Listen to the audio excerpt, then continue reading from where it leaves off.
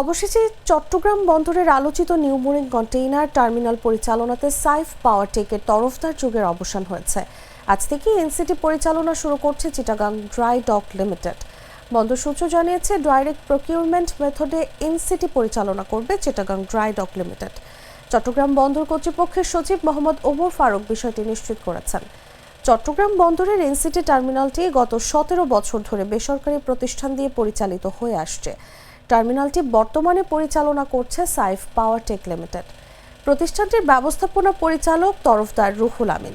রোববার তাদের সঙ্গে বন্দর কর্তৃপক্ষের চুক্তির মেয়াদ শেষ হয়েছে।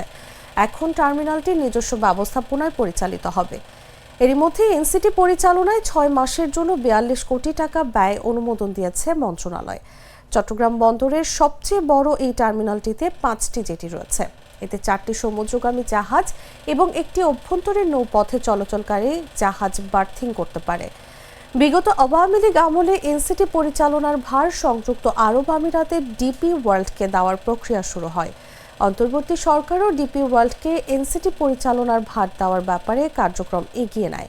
বিষয়টি নিয়ে আগামী নভেম্বরে চুক্তি হওয়ার আশা রয়েছে।